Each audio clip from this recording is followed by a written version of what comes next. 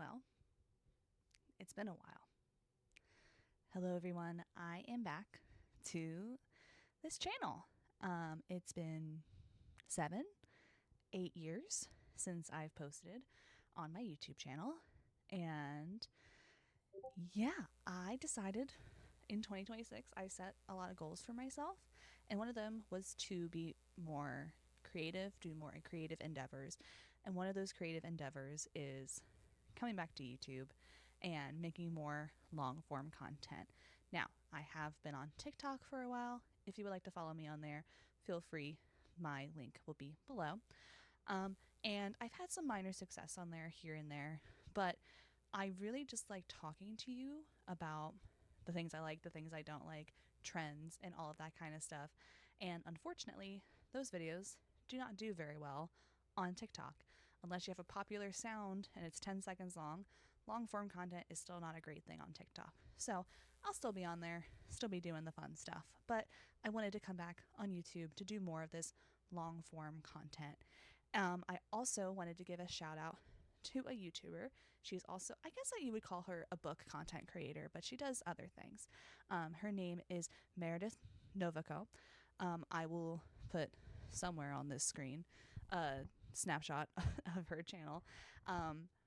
Watching her video of going to the Twilight Swan house and talking about Midnight Sun and recreating it just really put the creative bug in me and wanted me to do more, because those are the types of videos that I have also wanted to make.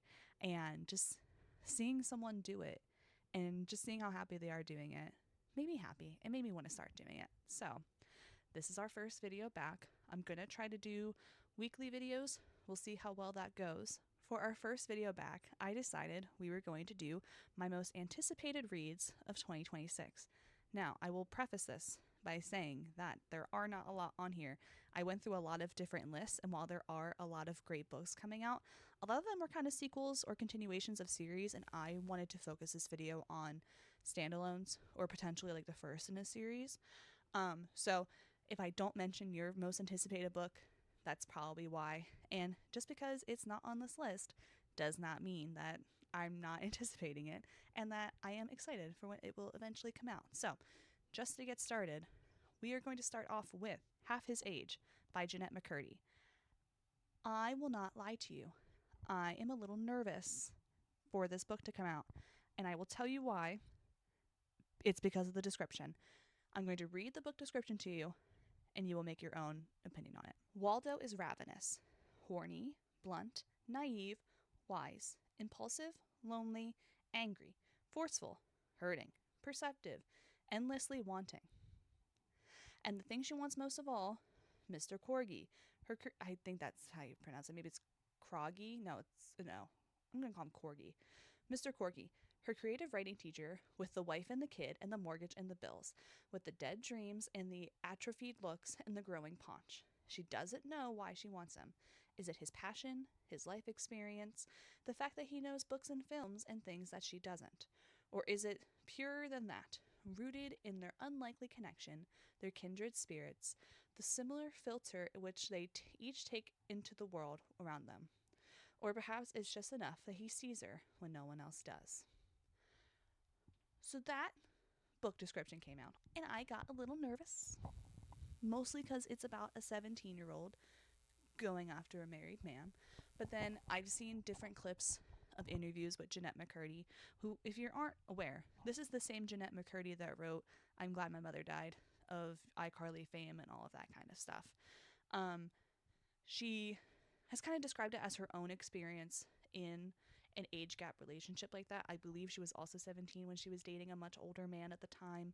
And there was a different clip of a cake with a photo of the book on it, and people were just like grabbing pieces, and the caption was like, "Are you ready for female rage?"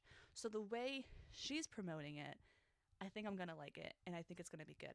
However, I do just want to say I am coming into this a little wary, but we'll see. Jennette McCurdy has not let me down yet. Hold up, y'all. Are you ready for this? Next we have Weaving Shaw by Hiba Al-Wasiti. I'm not saying that right.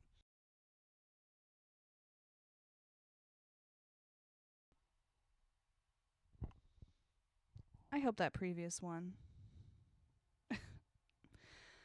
Oh God, I hope that previous one had audio.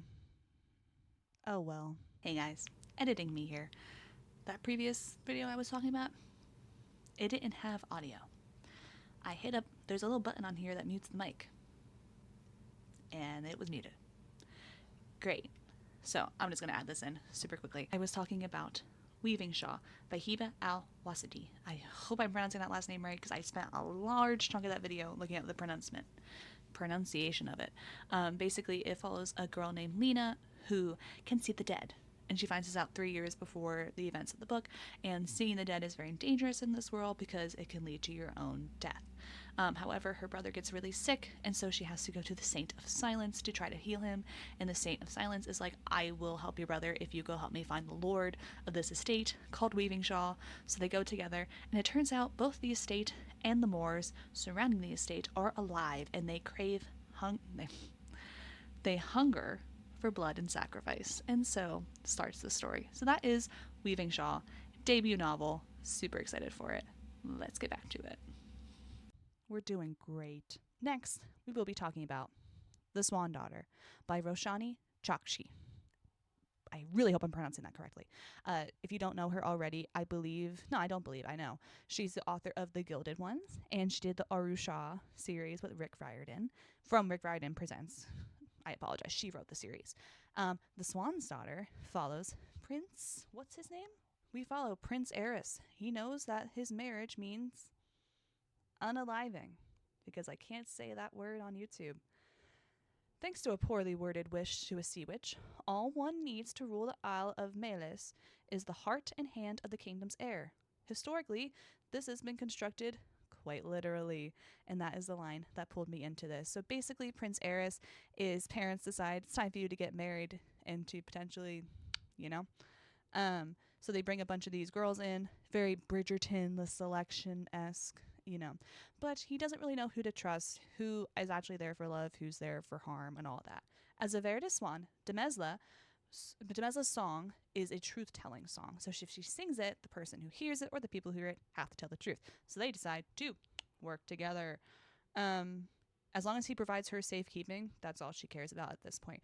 So it's, like I said, it's very, I call it Bridgerton-esque. Eris is dodging death threats, and Demesla is accustomed to fighting for her voice to be heard.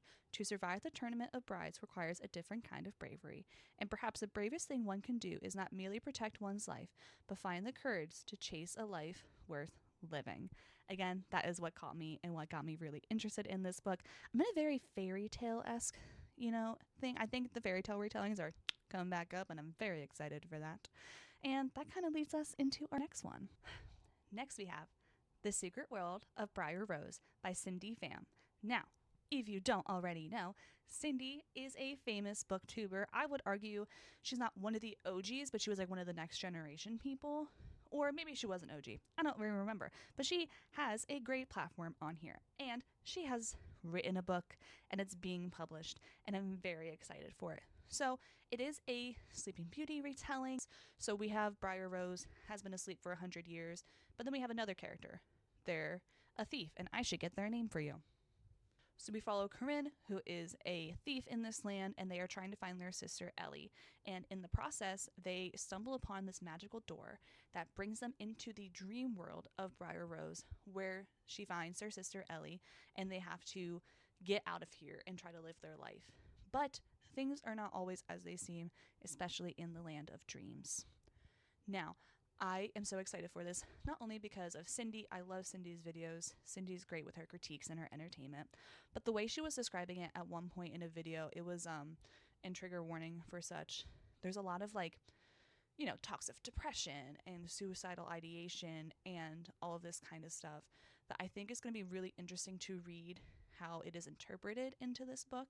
And I don't know, I kind of trust Cindy with it. I think she's going to do a great job with this, and I'm so excited for it. Cindy, if you're watching this, I would love an arc.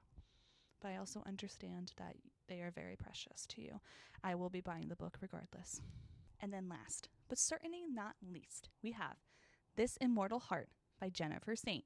And this is an Aries and I apologize. Hold on. This is an Aphrodite and Aries story, mostly focusing on Aphrodite.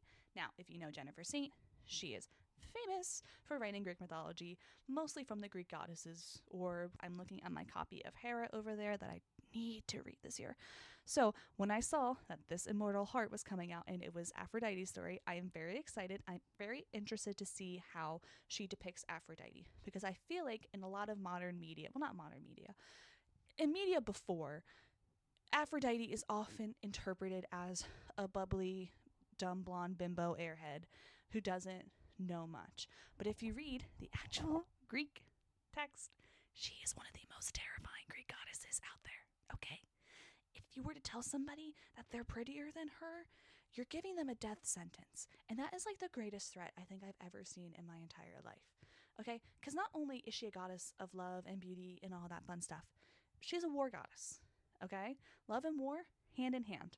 And I'm so excited to see how the story is going to unfold. Anyway, guys, that's kind of it. Thank you so much for being here. I hope you continue to stay with this channel as we continue to do more fun things.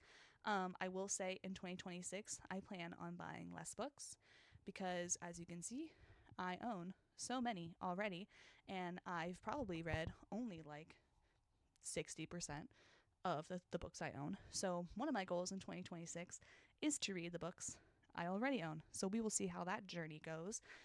What else is happening in 2026? I'm going to BookCon. Very excited to see how that's gonna go.